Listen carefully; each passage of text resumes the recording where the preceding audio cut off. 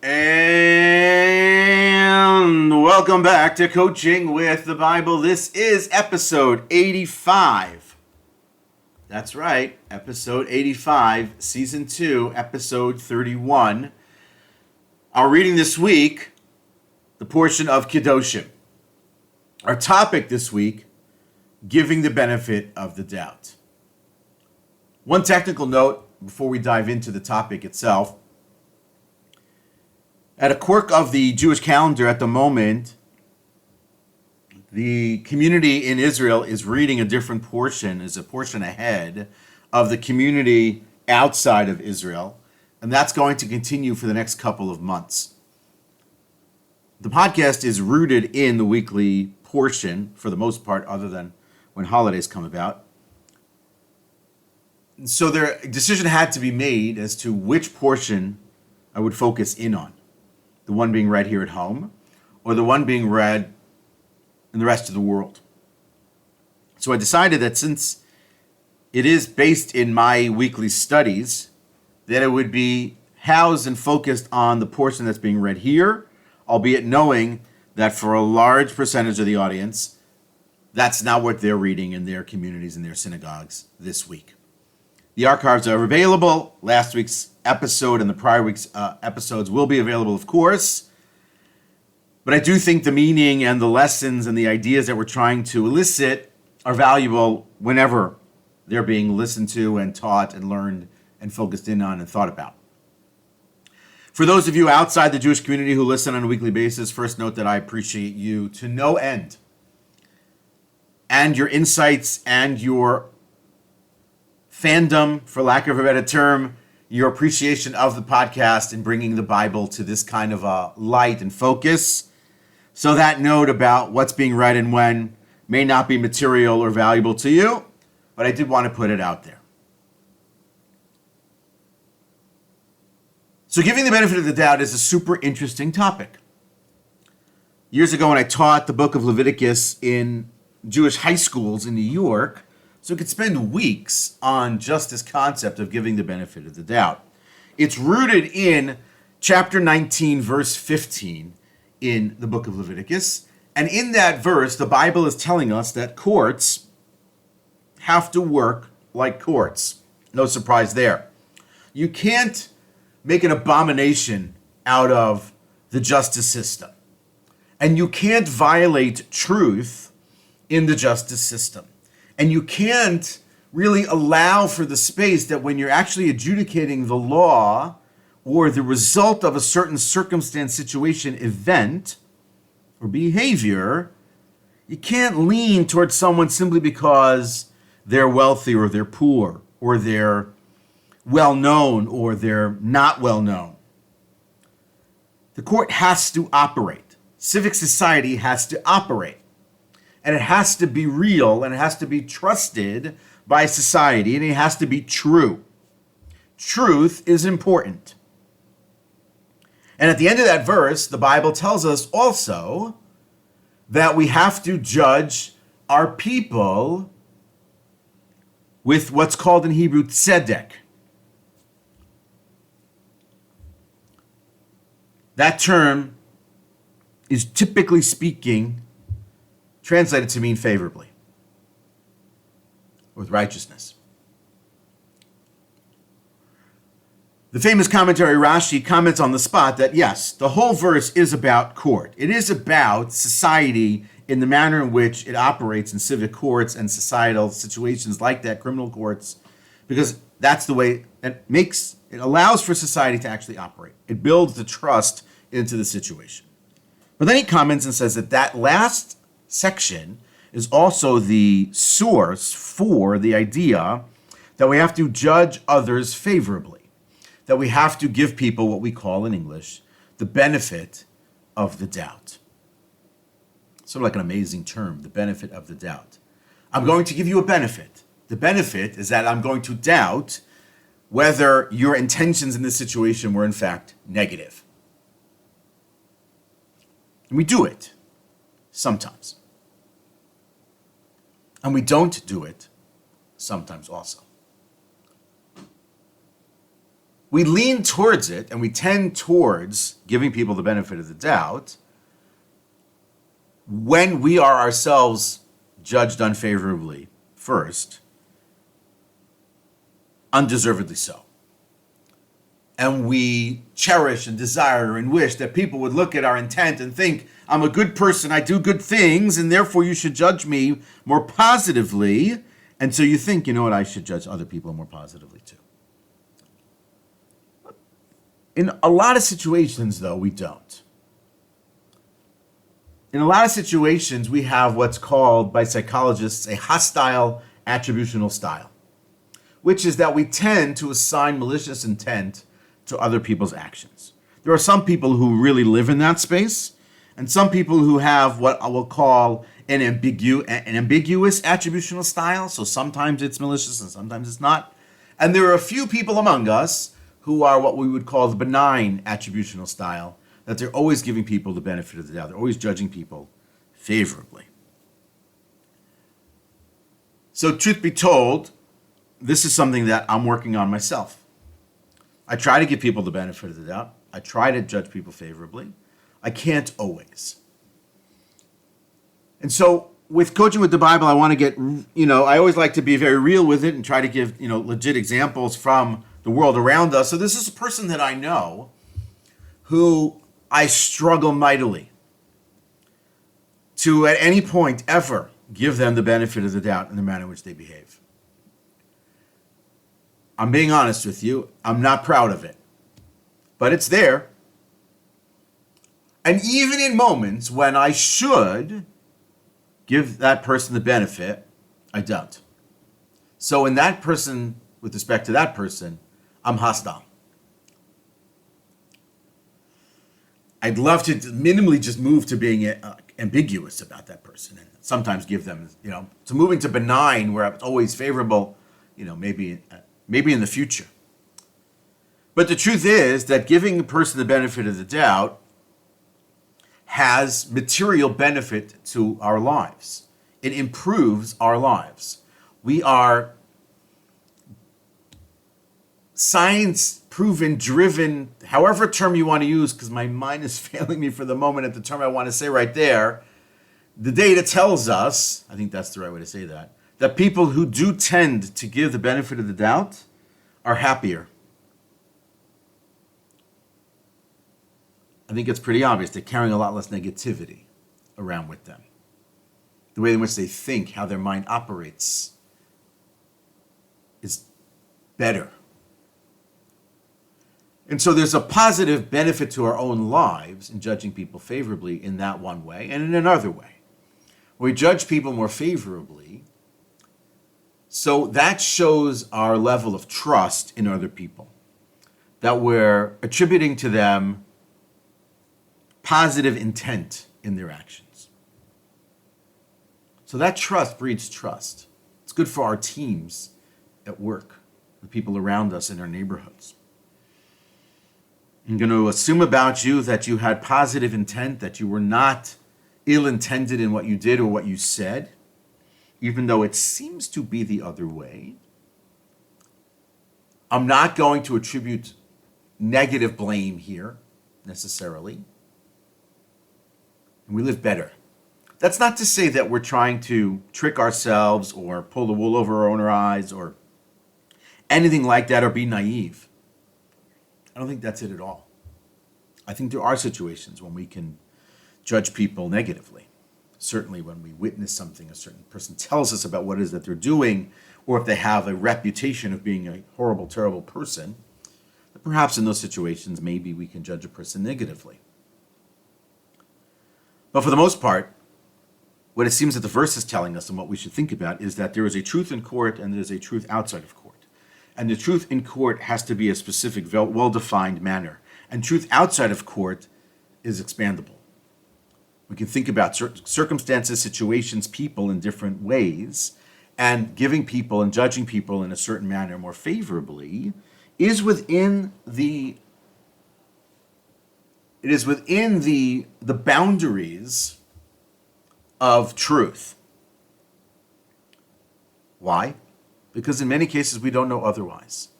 In Ethics of the Fathers, the first chapter, paragraph 6, so Joshua, the son of Parachia, makes the statement that we have to judge people favorably. This is a positive trait. One of the commentaries says that in many of these situations, it's what we would call a 50-50 ball. We simply don't know. We don't know whether or not the person was well-intended or ill-intended in that moment. And so until it's formally and officially judged negatively, it's up in the air. And because it's up in the air, because it's unknown, because it's ambiguous, we can go any which way we want with it. And so then it becomes a question of us. How do we do and what do we do in that situation? So for a lot of us, perhaps we don't go to benefit of the doubt, we don't go to favorably, we go to negative. Why? Probably because a lot of the time we judge negatively, or perhaps we have history where it's always sort of come out against us.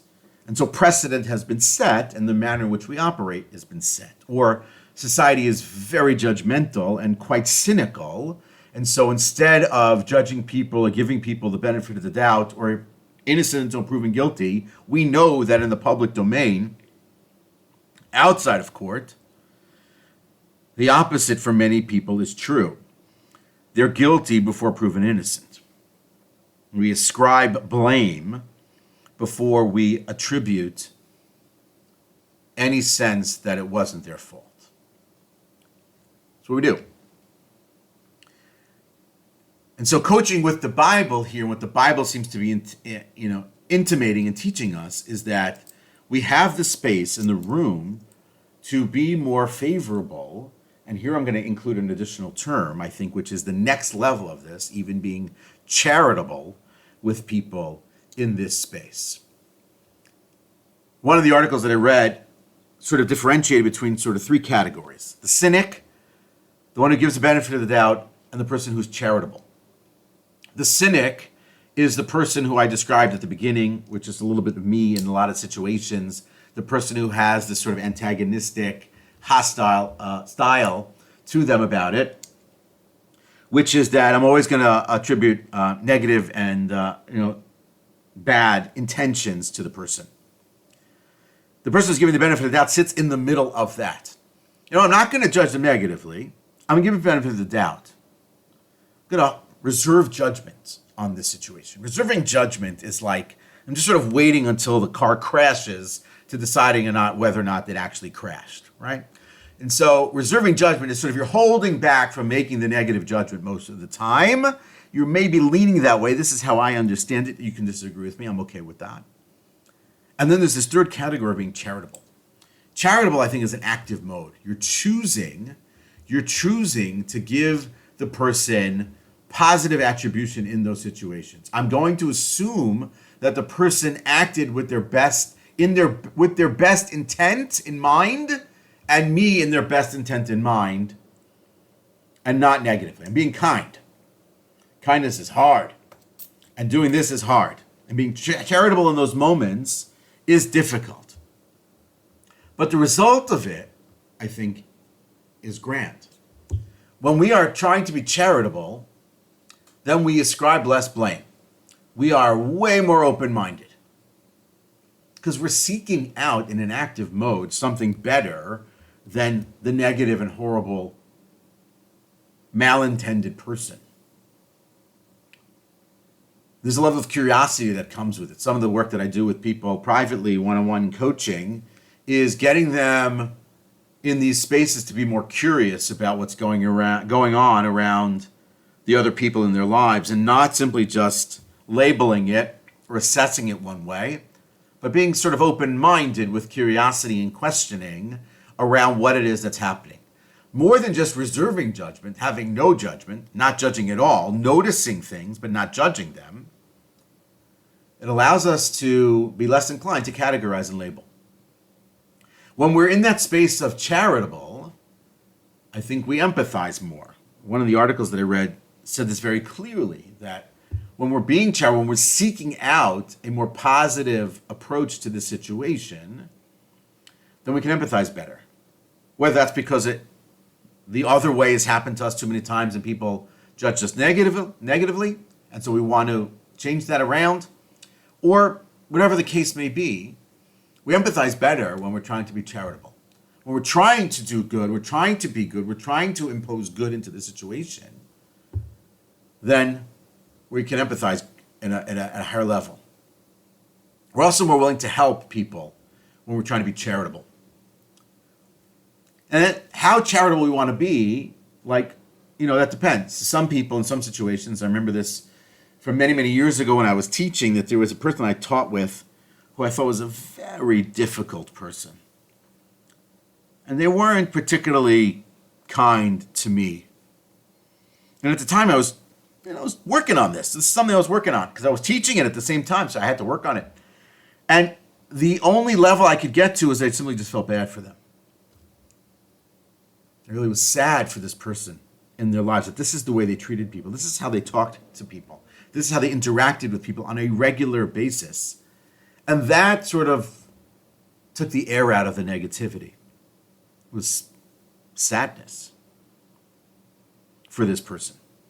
I don't think that's best, but that's what worked in that moment. And so I think that what we can think about here for ourselves in the manner in which we go about the benefit of the doubt is to think about it differently. The language should change from just simply being quote unquote, giving people a benefit of the doubt to being charitable. Because I think actually being charitable fits better into the words of the verse, and perhaps is what it is that ultimately the verse is trying to teach us, and what we should think about in our own lives to actually build better balance in our lives, more positivity in our lives, is to be more charitable with people. Not in giving charity, i.e. giving money, but being more charitable with them and around them and interacting with them and listening to them in these moments and when we're witnessing what's going on around them. I think to some degree the Bible is acknowledging that we do judge other people. It's part of who we are as human beings. But we can judge them more positively.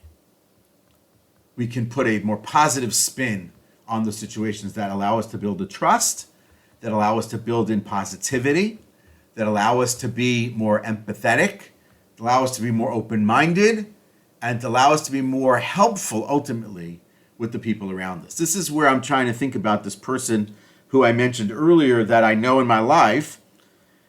I'm not there yet. But I'll add one additional component here and then a practical step. Let us also try to be more charitable with ourselves. Let's give ourselves the benefit of the doubt sometimes. Be more charitable with ourselves. Appreciate that. My intent actually wasn't bad here. I was trying to do a good thing here. I do deserve good things in my life. I do deserve happiness. Give ourselves the benefit of the doubt that these things actually deserve to be part of who we are and what we experience, the positive parts of life, and that we're not bad people, and that we're not, generally speaking, doing bad things, that we're trying to do good things, that we're trying to put our best foot forward in those moments. We're trying to do what's right and what's good. We just don't always get there. We sometimes fail. So here's the practical step. This was something that a teacher of mine many, many years ago used to do with his own children. I think it's an interesting activity. He used to create the craziest scenarios possible around people that really, really leaned and focused and pushed towards being super, uber, duper negative about the person who's doing it. And he would ask his children, get them out of the situation. You make the call. How do you give the person the benefit of the doubt in the least number of steps? I think it's a fun activity. I think it's worth trying. I think it's worth thinking about. And then beyond that, the next step is the next time something happens in front of you that you see, the person does something.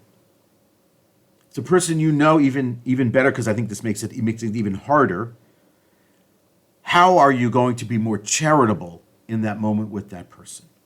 How are you going to seek charity with that person in that moment? Again, not giving them money. That's not what I'm looking for. But how are you going to judge more charitably in that moment? And I'm super curious to hear about how you go about doing that. That is Coaching with the Bible for this week.